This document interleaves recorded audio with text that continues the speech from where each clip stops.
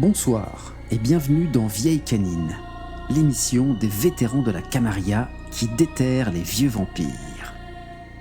À chaque épisode, on convoque un invité et on ressort ses vieux dossiers. Moi, c'est Vincent et j'ai le plaisir d'animer cette émission avec mon ami Jérôme. Salut Jérôme. Salut Vincent. Aujourd'hui, entretien avec un vampire. Un ovni. Objet vampirique non identifiable. Joueur de Versailles-Saint-Quentin depuis 1995, autant dire qu'il est là depuis toujours, œuvrant dans l'ombre, tel le démiurge, le créateur, le mécanicien des mécanismes, le régisseur des règles, le chantre de la chanterie. Outre la création de nombreux, de tous nos systèmes de règles, il a aussi été ACN Malkavian. Une évidence face à son antagoniste le plus fameux. Car s'il a longuement et plus récemment interprété Osiandre, l'ancien Trémère au katana et Guetta, il a aussi interprété Diamant du clan Toréador. Quelqu'un dit anti-tribu ? Non. Enesh du clan Assamite. Mais il est avant tout historiquement connu, réputé même pour son interprétation invraisemblable et dérangeante de l'ancien Malkavian en habit de ninja, j'ai nommé Albi. Bonsoir Pete. Bonsoir à tous les deux. Salut Pete. J'aime bien cette présentation. On travaille. Je vois ça. Oh, alors Pete, que dire Pete ? Tout est dans l'intro. Tu fais partie des décors, des meubles de la Camarilla française depuis toujours. Je pense qu'on n'en serait pas là si tu n'avais pas été là. Tu as accompli beaucoup de choses. Mais on va reprendre tout depuis le début, comme on fait habituellement. Nous, ce qui nous intéresse, c'est toi. Et on voudrait savoir comment tu as connu la Camarilla. Alors par hasard, je pense comme beaucoup, ou par accident, en 95 ou alors fin 94, j'étais vendeur à Saint-Quentin en Yvelines dans une boutique qui s'appelait Games, qui n'existe plus depuis, qui vendait le jeu sous toutes ses formes. Donc jeux vidéo, jeux de société, jeux de rôle, tarot divinatoire, queue de billard, vraiment... Dès que ça ressemblait à du jeu, on pouvait en vendre. Et dans les clients fidèles, il y avait quelqu'un appelé Vincent Odigier, et qui restait souvent à discuter et qui donc aimait le jeu de rôle vampire, régulièrement m'achetait des suppléments. Et un jour débarque tout excité en me disant « On va faire du vampire en grandeur nature, ça va être trop bien, il faut que tu viennes Pete !» Voilà, donc ça c'était l'intro par Vincent, sachant que donc à l'époque il y avait Vincent, il y avait Jérôme évidemment déjà dans l'histoire, il y avait Michael également dans cette histoire-là. Et oui, on va créer un chapitre de ce truc-là. C'est une assoce, ça s'est lancé dans le sud, mais on veut faire ça en région parisienne.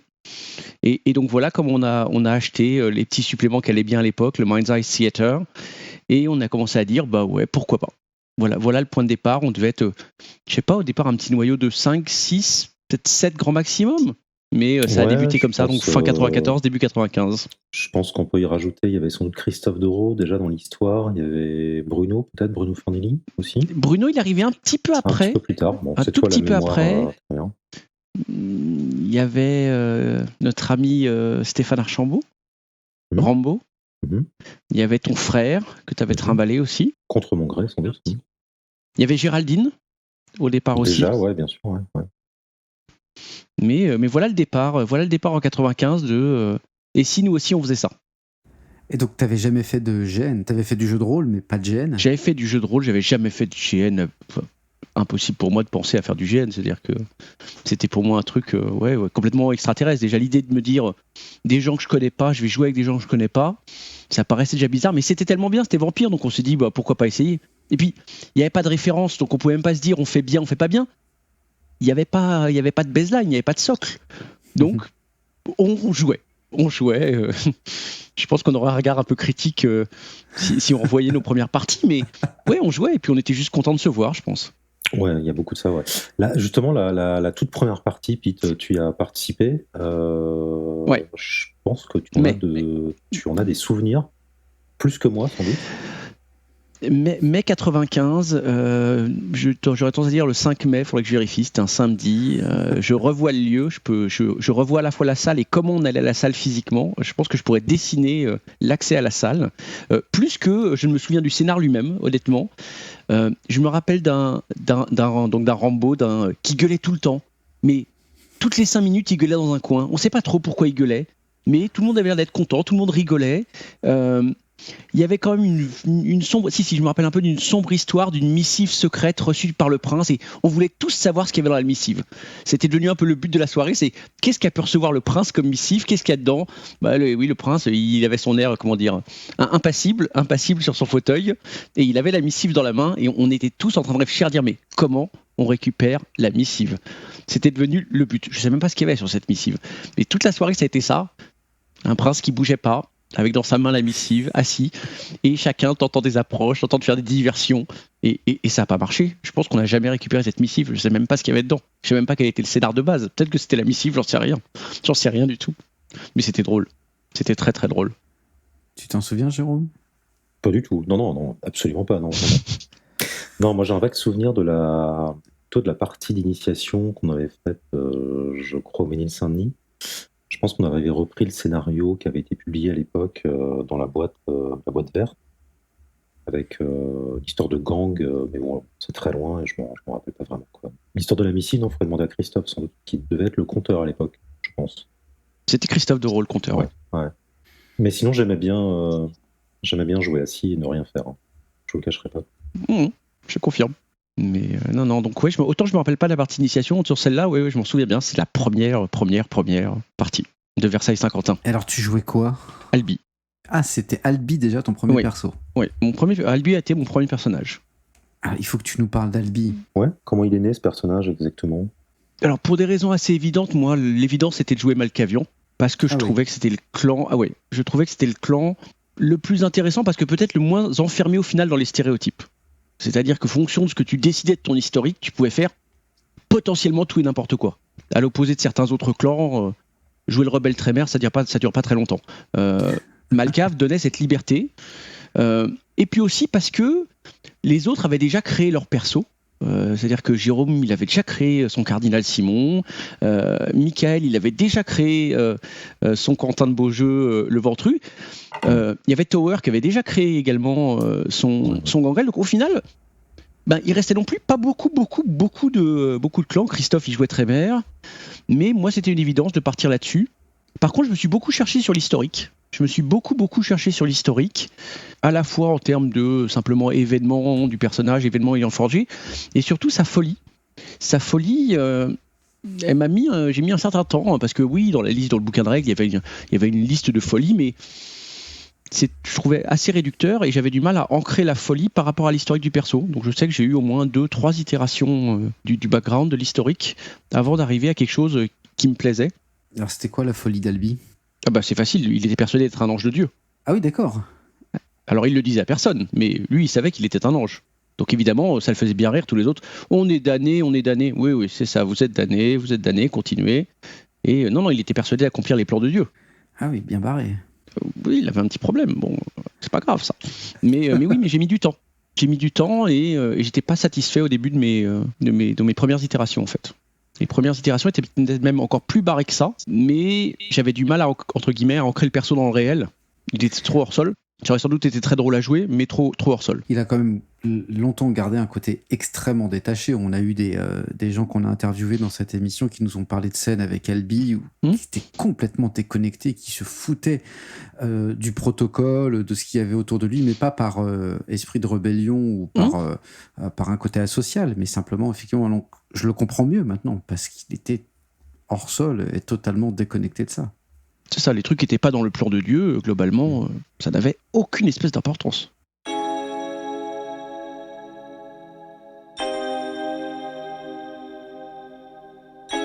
On peut parler de ton costume au départ ? Ouais, bien sûr. Alors, parce que t'as fini avec un costume de ninja, mais ça n'a pas toujours été le cas en fait. Non, j'ai commencé avec une robe de bure. Alors moi, j'avais aucun costume, n'ayant jamais fait de GN. Étant incapable de construire quoi que ce soit avec mes 10 doigts, l'idée de me fabriquer un costume était... je pense complètement impossible.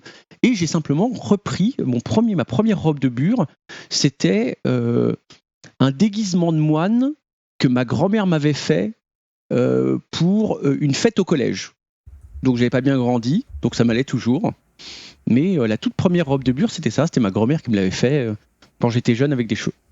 D'accord, donc chargé d'histoire quand même. Ah oui, bah, encore une fois, j'avais pas de costume, donc j'ai ouvert mon placard et j'ai pris Et par contre, oui, je voulais une tenue religieuse parce que je voulais quand même pointer vers ses origines.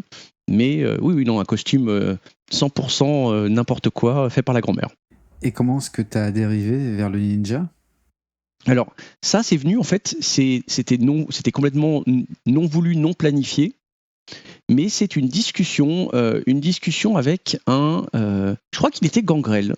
C'était un Ancilla Gangrel qui m'expliquait très sérieusement qu'au Japon, il y avait des gens dans l'ombre qui œuvraient sans qu'on les voie, sans qu'on sache qui ils étaient, et c'était les ninjas. Et c'était devenu la nouvelle fixation d'Albi.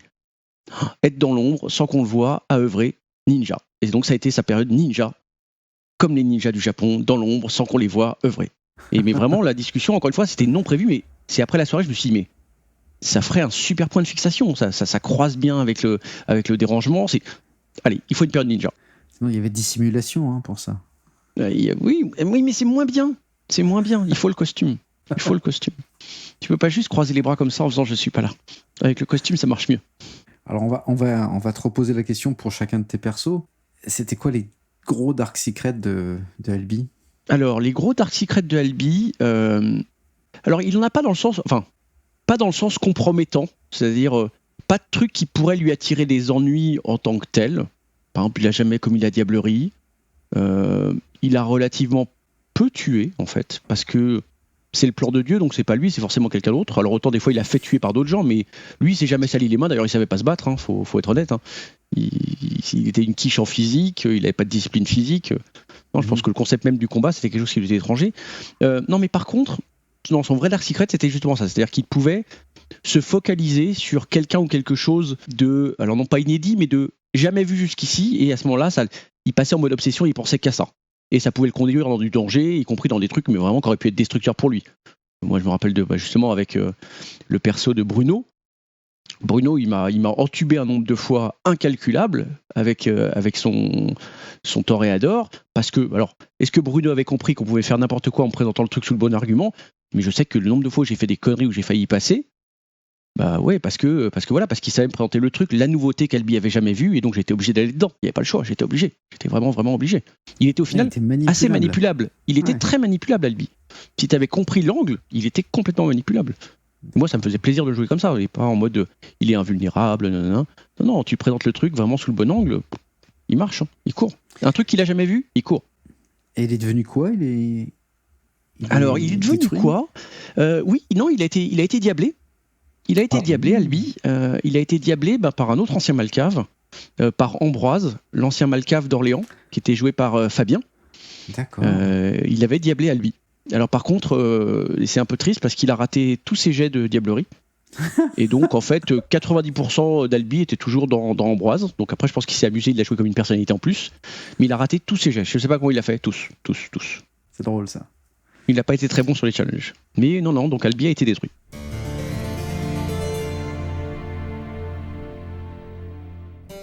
Je me rappelle une fois, Pete, tu m'avais emprunté l'espèce de cape là, que je portais quand je jouais. Tu avais récupéré une perruque. Ah oui, avec la perruque. Tu t'étais fait passer vaguement pour le cardinal Simon. Ah oui, j'ai même mis des lentilles de cétite. Très bien. J'ai une photo.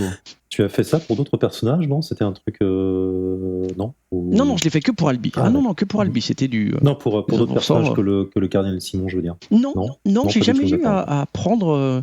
Non, juste le cardinal. Non, faut dire que c'était un sujet parfait. Le gars, il bougeait pas, il faisait rien. C'était facile de se faire passer pour le cardinal. Il fallait se mettre sur un fauteuil, il fallait caresser ses cheveux, et... Bon, au bout d'un moment, c'était chiant parce que tu faisais rien. Mais avec ta cape, c'était nickel. J'ai donc des photos. Moi aussi. Très bien. Okay. Je le posterai en commentaire de cet épisode. D'accord, super, parce que j'ai appris plein de trucs sur Albi. Honnêtement, j'en savais pas grand-chose. Alors peut-être sans passer autant de temps sur les autres, est-ce que tu peux nous parler rapidement de Diamant, de Enesh et de, j'en oublie peut-être, et de Osiandre? Alors Diamant, c'était un pur antago, donc là j'avais entre guillemets, j'avais une feuille de route qui était de faire chier la Camarilla et de la faire le plus possible imploser de l'intérieur. C'était une ordure, c'était une vraie ordure. Il était à fond dans la manipulation, à fond dans le faire aux autres des conneries, leur faire regretter après ce qu'ils avaient fait, leur montrer que c'était de leur faute, comment qu'ils étaient cons. Au final, il n'était pas très intéressant. C'était un divertissement, je pense que c'était un bon divertissement, c'était un bon plot rigolo, mais il n'avait pas vraiment de profondeur. Son historique, je l'avais torché rapidement. C'est pas un perso auquel je me suis attaché, on va dire. Est-ce qu'il était attachant ? Je pense pas. Mais en tout cas, c'est pas un perso sur lequel je me suis attaché. C'était Enesh. Enesh était plus. Alors Enesh était un vrai exercice de style parce que je voulais jouer quelque chose de très très différent et je voulais aller justement dans l'assamite qui tue pas. J'en avais marre des assamites qui débarquaient, qui tuaient, qui disparaissaient dans un nuage de fumée et qui se barraient dans la nuit sur des petites mobylettes volées. Non, c'était pas mon concept. Moi, je voulais quelqu'un qui le moins possible tue. Je voulais quelqu'un qui se batte éventuellement, mais qui soit vraiment justement sur cet angle protection. Au final, alors après, c'était rigolo parce que quand je l'ai créé, il n'y avait pas encore tous les textes White Wolf sur l'AGN, on n'avait pas encore eu tout le speech sur le réveil des antédiluviens et tout. Et je me suis rendu compte après coup que, au moment de l'AGN, Enesh, en une demi-seconde, il était mort. C'est-à-dire qu'il n'était pas du tout dans le trip d'Hakim, il n'était pas du tout dans le côté ange-vengeur. Mais non, c'était intéressant parce que je voulais prendre justement le contre-pied. Mets le prix, mais je mettais le prix tellement haut que les gens payaient jamais en fait. Les gens ils payaient plutôt pour être protégés. Alors après, c'était très drôle parce qu'il y en a qui payaient juste pour la frime, pour dire j'ai un assassin qui me protège. Il y en a qui en avaient vraiment besoin. Donc les missions étaient intéressantes. Les missions étaient intéressantes parce qu'elles étaient toutes différentes. Des fois il y avait un peu d'espionnage, donc c'était sympa en termes de. J'avais pas trop à créer mon propre jeu. En fait, c'est les gens qui m'apportaient du jeu en fonction de leurs besoins. Et ça, c'était plutôt sympa. Le clan Assamite, en plus à l'époque, était plutôt bien animé par la CN. C'est-à-dire qu'il y avait un vrai jeu de clan derrière, avec de la lutte de pouvoir, avec ce genre de choses. Donc, c'était très agréable. Et, autre bénéfice, c'était assez rigolo d'être hors Kama. Mais d'être vraiment, entre guillemets, le clan indépendant, à la fois sur les galères de t'as pas la protection de la Camarilla, donc t'auras jamais de statut, tu seras toujours moins bien que le petit nouveau-né Brouja qui, lui, appartient à la Camarilla. Mais ce côté aussi un peu liberté. Il y a eu pas mal de jeux avec les hors-clans. Je sais qu'avec les Giovanni, on s'est beaucoup frité. Alors que je pense qu'avec un clan de la Camarilla, je ne me serais pas forcément frité avec les Giovanni. Donc il était intéressant sous cet aspect-là. L'Assamite abstinent. Ouais, non, et puis il y a des joueurs avec qui justement on a fait beaucoup de roleplay. Moi je sais que j'ai beaucoup joué avec Nicolas Gouzy. Excellent. Qui jouait Achéron, l'ancien Brouja. Mais j'ai fait en fait beaucoup de roleplay, non pas avec Achéron, mais avec la goule qui s'appelait Mélodie, la goule d'Achéron. On a fait beaucoup de roleplay. Non, c'était intéressant. Pour le roleplay, c'était vraiment sympa. Alors après, ils se battaient super bien, il n'y a pas de problème. Moi, je ne craignais pas les combats. Mais c'était plus intéressant sur le côté roleplay, c'est-à-dire qu'il y avait des dimensions de discussion beaucoup plus intéressantes qu'avec mes versions précédentes. D'accord. Détruit ? Non, on sait pas. Il n'a pas vraiment eu de fin. Il est parti justement. Il est parti avec la goule d'Achéron, en la piquant à Achéron en fait. Oui, Achéron n'était pas vraiment d'accord.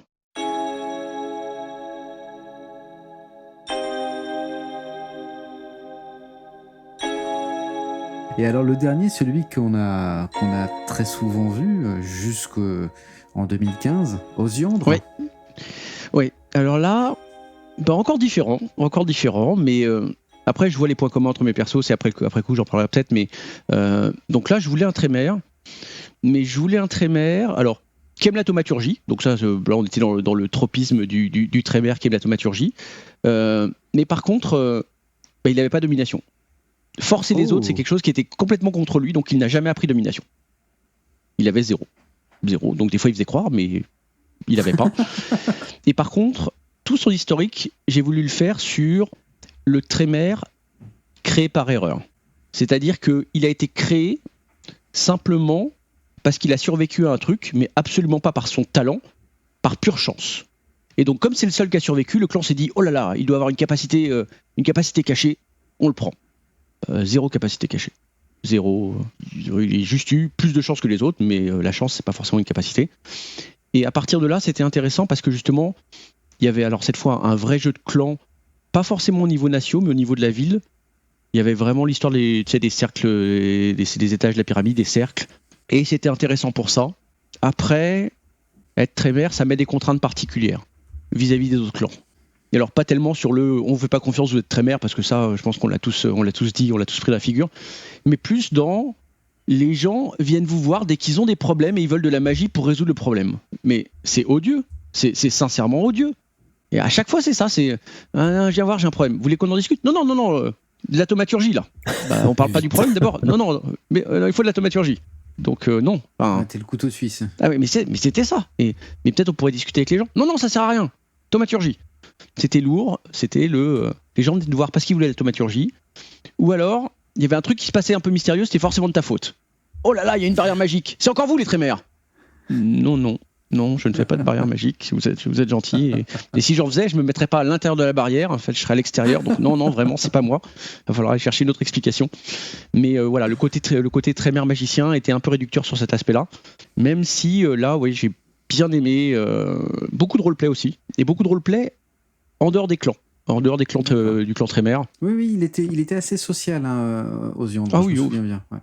On a eu des belles discussions entre Osiandre et Saluste.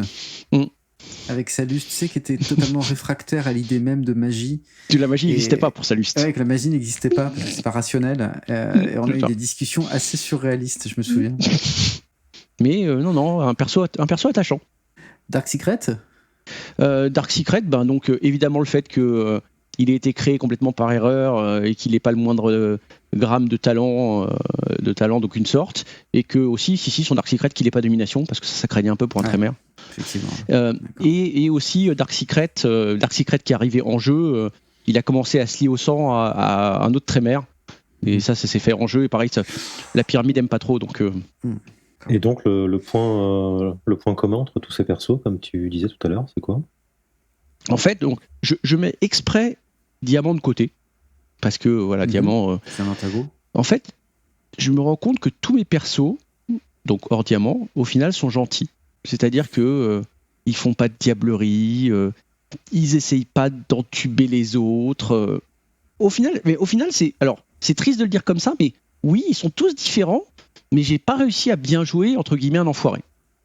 Et pourtant, des fois, je me dis, j'aimerais. C'est une petite digression. C'est comme quand j'ai commencé à Among Us, où j'arrivais pas à mentir quand j'étais imposteur et que je venais de tuer quelqu'un. C'est toi, Pete ? Oui, c'est moi qui l'ai tué. Bon, t'as pas compris le jeu. Faut dire que c'est pas toi. Bon, ok, c'est pas moi. Et non, mais encore une fois, ils étaient tous différents, mais au final, ouais, ils savaient pas trop faire des coups de pute.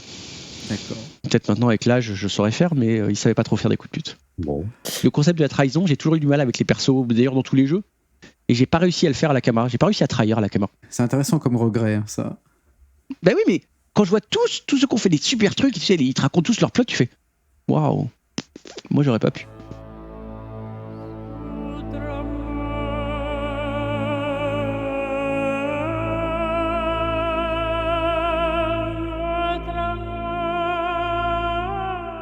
Et tes grands souvenirs avec ces personnages, tu en as quelques-uns là qui te reviennent en tête ? Ouais, alors il y en a un qui me revient. Alors c'est avec Albi. Mais déjà le truc de base était fou, et je pense que Jérôme, si tu t'en souviens, on est un jeudi soir chez Jérôme, il y a Vincent, Michael et moi, et tu nous sors une lettre, une enveloppe violette cachetée à la cire, et tu dis regardez ce que je viens de recevoir, et c'était une invitation pour le cardinal Simon pour se rendre à un conclave en Allemagne. On est un jeudi soir, et là on dit chiche, on part demain. Et donc le lendemain, on se barre, on emmène avec nous Géraldine, on se barre comme ça, en voiture, en Allemagne, pour jouer dans ce château. Et donc le truc de folie, surtout que les Allemands, ils jouent avec du toucher, les combats, ils se touchaient physiquement, ils utilisaient des nerfs, ils se tiraient dessus et tout. Donc on débarque dans un truc où heureusement tout le monde est adorable, tout le monde accepte de parler anglais. Ils sont très bienveillants. Ouais. L'anecdote, ouais, ils sont totalement bienveillants. Et l'anecdote, c'est donc début de la soirée, il y a ce grand hall avec les courtisans de part et d'autre. Au bout, il y a le prince. Et moi, j'avance avec Albi. Je passe devant tout le monde, je passe devant le prince et je continue mon chemin. Et là, après, on me fait mais vous n'avez pas dit bonjour au prince ? Et là, je le retourne, je fais ah, et puis j'ai continué. Donc visiblement, c'était pas très bien vu. C'est étonnant parce que, comme tu n'as pas écouté les émissions précédentes, on nous a donné cette anecdote racontée par quelqu'un d'autre. C'est très drôle. Ah, non, bah voilà. Ça, je pense que c'est le truc dont je me souviendrai le plus. Excellent. Et, non, c'était un moment, c'était mémorable. Ce week-end en Allemagne sur un coup de tête était mémorable. Ouais, ça nous a ouvert les yeux, je crois. Enfin, ça nous a donné en Sur tout le cas niveau de jeu. envie de. Ah bah ouais. Après, sans complexe, hein, mais ça nous a donné envie certainement d'aller plus loin, de faire plus grand si possible, effectivement. Dans la théâtralité. Ouais. Ouais, c'est vraiment une très bonne expérience. Et puis on en a ramené Marcus et Lydia par la suite, hein, qui sont venus jouer plusieurs fois avec nous. Ouais, oui. C'est là-bas qu'on les a rencontrés finalement. Tu as été à Seine Malkavian aussi. Ouais. Ça, c'était une expérience intéressante. Parce que c'était justement au moment où il y avait une vraie vie, entre guillemets, intercité. Il y avait je trouvais un vrai jeu natio et en tout cas une vraie volonté de fédérer quelque chose au niveau national. Alors après, ça marche pas. Mais tout d'un coup, ça élargissait un peu les horizons des joueurs. Outre les conclaves nationaux qu'il y avait eu, où là, il y avait des espèces d'événements one-shot où on se voyait, il a commencé à avoir du jeu, non plus inter-party, mais inter-région. Et en même temps, c'était l'avènement Internet commençait, donc on pouvait échanger avec les autres beaucoup plus facilement. Et ça apportait un côté sympa dans le sens où tu essayais juste de créer des arcs narratifs pour tous les joueurs de France. Donc alors après, c'était pas toujours simple parce que des fois les compteurs locaux voulaient pas intégrer tel ou tel élément de l'arc, d'autres au contraire voulaient en mettre plus, mais le côté natio était sympa pour ça. Le côté natio, parce que tu essayais d'organiser, parce que tu essayais de donner de la matière aux nouveaux, d'intégrer justement des nouveaux qui venaient de débuter dans une cité, leur donner déjà des éléments pour commencer et qui se sentent moins perdus. Donc alors après, est-ce que être assez de Malcave, c'était le plus facile ? J'en sais rien. On avait créé tout un jeu pour les Malcaves, avec justement basé sur la symbolique du tarot, et où chacun en fait avait une carte et avait des objectifs de réussir à battre. Alors ça pouvait être physiquement, ça pouvait être socialement, ça pouvait être politiquement, des cartes opposées. Et donc il y avait des familles, en fait, les quatre grands anciens de France avaient chacun en fait une des familles du tarot. On se piquait les uns les autres des cartes. Et donc ce qui était rigolo, c'est qu'on le faisait jamais en direct, c'est-à-dire qu'on passait par d'autres gens dans nos cités pour corrompre, c'est pas le bon terme, mais en tout cas amener de notre côté d'autres gens qui étaient évidemment pas des Malcaves, mais pour justement se créer cette espèce de grand échiquier et essayer de gagner. Et ça, c'était plutôt fun. C'était ça le grand jeu Malkavian, c'est ça ? Ouais. D'accord. Les Malkavians qui ont compté, en fait, c'était qui globalement ? Ceux qui avaient une réelle influence Il y en a eu pas mal. Globalement, Ambroise à Orléans était vraiment bien. Le perso était intéressant, le joueur l'incarnait vraiment très bien. Si, moi j'ai un souvenir ému. Alors même s'il n'a pas vraiment eu une influence nationale, j'ai un souvenir ému de notre ami Ta. Ah oui, bien sûr. Ta, le Malkavian, la seule personne qui avant une partie avait trouvé un oiseau mort devant la salle et s'est de raballer toute la soirée avec son oiseau mort dans une petite boîte à chaussures. Et il le montrait à tout le monde et il pleurait sur l'oiseau, il est mort, mais l'oiseau il est mort. Qui va prendre mon oiseau vivant, il est mort. S'il puait la charogne, son oiseau c'était infâme. Encore une fois, je trouve que c'était et ça reste un clan attachant. Donc au-delà des personnalités, je pense que beaucoup ont essayé d'y amener quelque chose à ce clan-là. Alors c'est peut-être vrai pour tous les clans, hein, mais je les ai pas assez, on va dire, pratiqués ou fréquentés. Mais il y avait en tout cas une volonté de. Alors est-ce que c'est faire vivre une communauté, je sais pas, mais c'était bienveillant. L'approche entre les joueurs était plutôt très très bienveillante et j'ai bien aimé. J'ai rarement vu des conflits de personnes au sein du clan.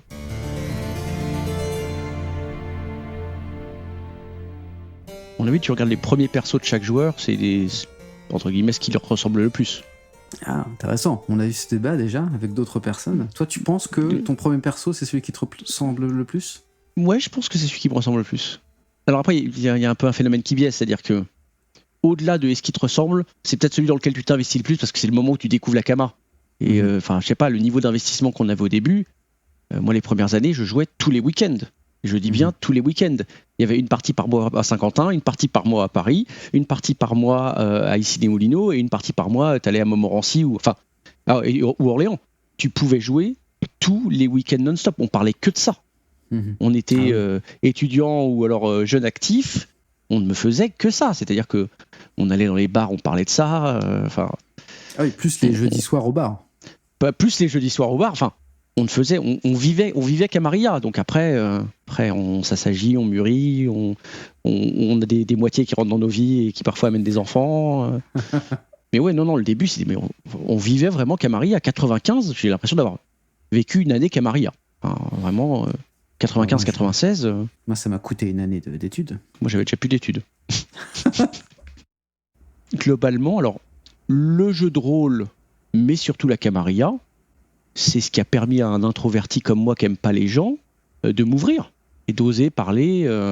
Et je reste introverti et tout, mais je sais que la Cama m'a décoincé, je sais pas si c'est le terme, mais en tout cas m'a permis, dans des circonstances contrôlées, d'être avec des gens que je ne connais pas, voire de leur parler. J'avais jamais fait ça avant. Je pense que ça démystifie les relations sociales. D'accord. C'est une boîte de pétri, si tu veux, la Camarilla. Tu accélères toutes les relations, tu exacerbes toutes les relations, et puis tu vois comment ça part. Tu fais des expériences. Et je pense qu'après, une fois que tu ramènes ça dans la vraie vie, alors il y a certains qui nous ont dit qu'ils en ont ramené des compétences, d'autres que ça les a aidés, etc. Ah, mais moi professionnellement, ça m'a aidé. Ah oui, professionnellement? Moi, la Cama m'a appris à dire oui chaque fois qu'on me proposait un nouveau truc que je connaissais pas. Dès qu'on m'a proposé un nouveau job que je connaissais pas, oui, bien sûr, allons voir. On verra, puis si c'est pas bien, je partirai. Oui, c'est des compétences apprises à la Cama, mais à l'inverse, la Cama, c'est aussi là où tu te rendais compte qu'il y en avait d'autres, des comme toi, tu vois, des geeks. C'est ça. Parce que geek, maintenant, tout le monde, c'est fashion d'être geek. Années 80, années 90, on te regarde un peu quand même avec un œil un peu bizarre, faut le dire. Et là, t'en avais plein. T'en avais plein dans la même salle. Ils étaient comme toi. Devant le cube, pareil. Oh, il y en avait plein. Même des fois des tarés qui avaient des capes en velours avec des grelots en bas. Mais c'était exaltant. C'était exaltant. C'est vrai. Alors, puisqu'on bascule un peu vers le hors-jeu, Pete, il faut absolument qu'on parle de tout ce que tu as apporté à la Camarilla française. Donc, outre ton rôle d'ACN, tu nous as quand même livré un certain nombre de règles, si ce n'est toutes les règles, à part celles qu'on a achetées à la base. Toutes les refontes de règles, on te les doit, je crois. Sincèrement, je sais pas si je les ai toutes faites. Sincèrement, j'en sais rien. Par contre, oui, moi, c'est quelque chose qui m'a toujours plu. C'est quoi cette passion? C'est les mécanismes? C'était l'idée de faire en sorte que le jeu soit l'élément présent devant. Et moi, alors, les règles de base, les règles initiales, les règles historiques, à la rigueur, le pierre, papier, ciseaux, pourquoi pas? C'est-à-dire que c'est pas ça qui me choquait. Ce qui me choquait, alors après, un temps que les plus jeunes de la Cama n'ont pas connu, mais au début, quand on faisait un challenge, on dépensait ses traits.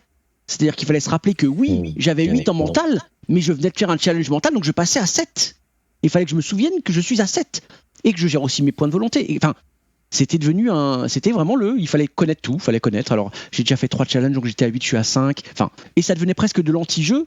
Moi, quelqu'un que je ne citerai pas, qui envoyait ses nouveau-nés dominer à outrance sa future cible pour lui faire craquer tous ses points de mental, voire de willpo. Et après, il arrivait et il faisait sa vraie grosse domination à lui. L'autre pouvait plus rien faire. L'autre, il s'est pris 5 nouveau-nés ventrus, on va le dire, il est ventru, dans les pattes, qui l'avaient fait chier pour des conneries. Et il avait claqué tous ses willpo, et il avait dépensé ses traits mentaux, et c'était l'horreur. Hein. C'est vil. Et donc oui, le côté mécanique des règles est le truc qui m'embêtait. Mais d'un autre côté, pour contrebalancer, j'aime bien l'exhaustivité. J'aime bien dire, quitte à avoir des règles, autant qu'elles sachent tout gérer. Donc c'est un peu contradictoire de dire, je veux que le jeu soit d'abord, mais je veux que les règles gèrent tout. Mais moi, j'adorerais un système purement narratif. Mes derniers essais en la matière, ils étaient quand même très, très, très, très, très narratifs, avec le moins de carac possible. Il faut des règles.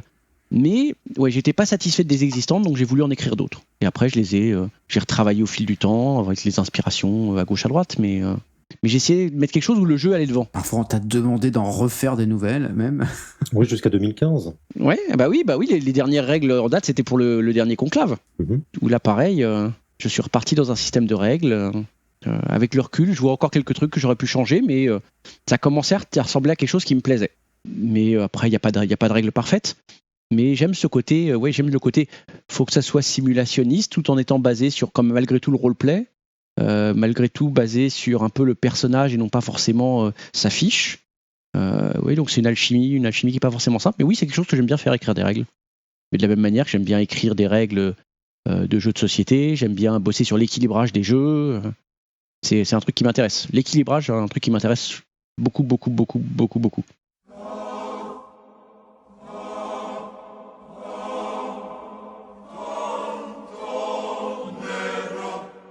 Et donc, alors, tu as pris beaucoup de plaisir à faire ces règles. Finalement, tu retiens quoi de tes grands plaisirs? Plutôt la conception? C'est ton grand œuvre à toi? Non. Le vrai plaisir, il est pas dans la conception. Le vrai plaisir, il est quand tu entre guillemets, quand t'accouches du bébé et que le bébé vit et que le bébé est joué. et que là tu vois les défauts, et que là on va dire mais il est moche ton bébé, et regarde il lui manque une jambe, mais non, le plaisir il est là. Parce que la conception, ça reste au final un exercice très intellectuel. C'est-à-dire que tu essaies d'équilibrer, tu essaies de dire ça vaut tant de points, ça vaut tant de points, ça vaut tant de points, mais attention, comboter avec tel truc, ça fait un effet multiplicateur. Donc oui, les règles, j'ai passé beaucoup de temps dans Excel. J'ai passé beaucoup de temps pour chercher les mini, pour justement empêcher les mini-maxi, empêcher les combos de la mort qui tuent tout, mais ça reste très intellectuel, ça reste abstrait. Le vrai plaisir, il est quand tu vois les gens qui s'emparent de la matière et qui les utilisent, et t'en disent du bien ou du mal d'ailleurs au final, parce que des critiques, t'en as évidemment, mais je préfère que ce soit utilisé, partagé, et en acceptant les compliments, parce que ça fait toujours plaisir, hein, on aime tous ça, et les critiques, des fois justifiées, tant mieux, des fois pas très justifiées, il faut arriver à s'en détacher, mais non, le plaisir il est là en fait, il est dans l'utilisation, il n'est pas tellement dans l'acte de conception, en tout cas pour moi. J'ai toujours trouvé tes règles admirables, mais on a une critique qui est souvent revenue, c'est qu'il y a plein de gens qui disent que tu te gardais des petites techniques de règles parce qu'on ne comprenait pas pourquoi tu gagnais tous tes challenges et que forcément, tu avais optimisé quelque chose que tu ne nous avais pas expliqué. C'est facile. Je n'allais jamais sur les challenges où j'avais un score faible. C'est ça le secret. Je n'allais que sur les challenges ou dans mon challenge majeur. Tous les autres, je fuyais les situations. Genre, je suis nul en physique. Dès qu'il y avait un début de baston, tous les joueurs, ils allaient vers la baston. Qu'est-ce qui se passe ? Moi, dès qu'il y avait une baston, je me cassais. Mais non, il faut que j'en sois le plus loin possible. Je suis une quiche en physique. Il faut même pas que même un PNJ passant par là voulait me coller une claque, c'est même pas possible. Il faut fuir les situations à risque. Donc oui, c'est de l'opti parce que j'ai pas envie. Je sais que je suis mauvais là-dedans, j'y vais pas. Et de la même manière, tu vas pas parler, le gars il est bon en social, tu vas pas aller parler à l'ancien toréador. Tu vas te faire retourner la tête. Ça sert à rien. Envoie quelqu'un d'autre lui parler, mais n'y va pas toi-même. Et après, c'est un peu le travers du GN, je pense aussi, même si j'en ai pas fait. C'est quand il se passe quelque chose, les gens veulent aller voir ce qui se passe. Ben oui, non, c'est des problèmes. Non mais c'est jamais un truc bien. C'est jamais le Père Noël qui arrive et qui donne des cadeaux. C'est toujours une merde. C'est le sabbat qui va faire péter une bombe, c'est un anarque qui va attaquer, c'est les trémères qui vont foirer un rituel. C'est jamais bien. T'as déjà vu une fois quelqu'un l'ancien qui arrive fait « Et voilà, le Justicard vous offre ses cadeaux, joyeux Noël !» Mais jamais. Faut fuir les problèmes. Le secret, c'est de fuir les problèmes. Bon, on a compris ton secret. Bravo. Alors Pete, que devenez-vous du coup, Pete, depuis toutes ces années dans votre vie ? Chauve, mais ça je l'étais déjà avant. Non. Dans ma vie, je suis l'heureux papa de deux adorables bambines qui sont des monstres en puissance, surtout la plus jeune. Je suis donc marié depuis maintenant 12 ans. J'ai arrêté la camarilla, mais je continue évidemment le jeu vidéo, le jeu de plateau, un tout petit peu de jeu de rôle de temps à autre, mais ça s'est fait un peu rare ces derniers temps. Non, mais je reste un joueur. Je bosse sur des règles en ce moment. Sur les règles d'un jeu qui s'appelle Six Siege, sur l'équilibrage des personnages, jeu de plateau, sur l'équilibrage, encore un sujet que j'aime bien. Mais j'ai pas quitté le milieu du jeu, même si je n'y bosse pas professionnellement. Mon travail est beaucoup moins drôle, je chasse la fraude, je chasse les fraudeurs. On en revient un petit peu à ton système de règles quand même. Oui, et là je vois des gens qui essaient d'être malins et qui essaient de passer à travers les règles établies, et des fois ils gagnent et des fois ils gagnent pas. Et là il y en a une qui n'a pas gagné ce matin. Elle voulait 50 000 €, elle aura un procès. Mais elle repartira avec quelque chose. Une peine de prison.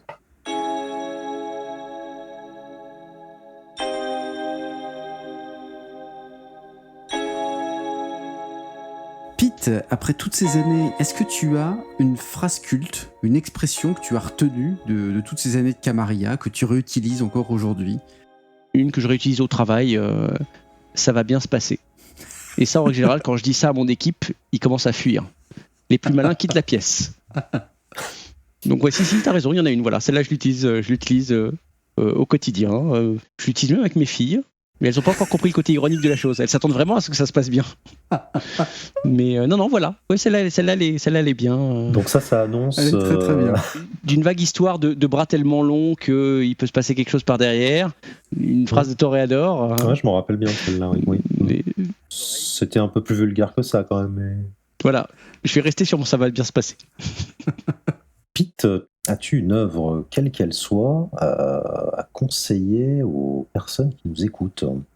J'ai un jeu de plateau remarqué récemment, qui m'a réconcilié avec les jeux de pose d'ouvrier, sachant que j'ai une sainte horreur des jeux longs sans aucune interaction directe entre les joueurs, où on peut pas aller brûler la ferme de son voisin ou piller son champ. Et néanmoins, il y a un jeu, alors il a un peu d'interaction directe quand même, c'est Dune Imperium. Ah ouais. C'est un jeu qui est sorti fin d'année dernière, qui devait sortir en même temps que le nouveau film de Denis Villeneuve. Alors à cause du Covid, le film a été retardé, mais ils ont néanmoins sorti le jeu. Il vient de sortir en français là, il y a 2 semaines. Pour moi, enfin un bon jeu dans l'univers de Dune, avec des mechas modernes, avec un peu de pose d'ouvrier, un peu de deck building, avec de l'interaction. Les parties sont pas trop longues et ça a été vraiment une vraie et heureuse découverte. Donc si vous aimez Dune, si vous aimez les jeux avec de l'interaction, mais principalement jeux de gestion quand même, Dune Imperium en VF chez les Lucky Duck Games et Direwolf pour la VO. Ça me fait très envie. Alors Pete, comme le veut la coutume, on va s'en verser un petit dernier avant la torpeur. D'après toi, Pete, qui devrait-on inviter dans cette émission ? Qui souhaiterais-tu entendre dans l'émission prochainement, Pete ?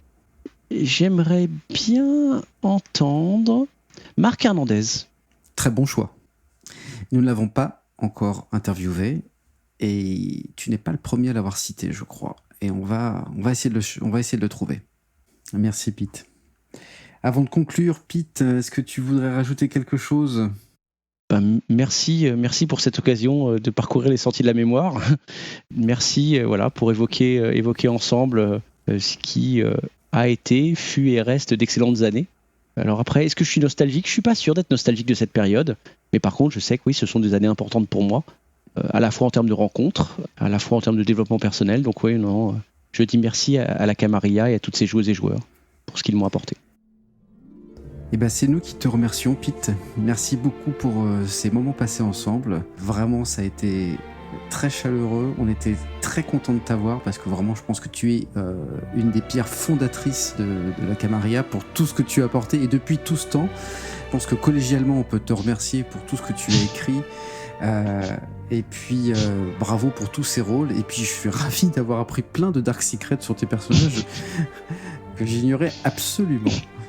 Donc, on a hâte de rejouer avec eux pour pouvoir enfin exploiter toutes ces faiblesses que nous connaissons maintenant. Merci beaucoup, Pete. Merci à tous les deux. Merci, Pete. Salut. Jérôme, t'as fait un challenge ? Pendant le dernier conclave, non, j'étais pas bien pendant le dernier conclave, j'étais très fatigué, je ne sais plus ce qui s'est passé en fait, mais non, je crois pas avoir fait de challenge. Voilà. Mais je pense que les gens avaient grandi. Ouais, je trouvais la solution, je suis mort tout de suite. Ah oui, c'est ça, ouais.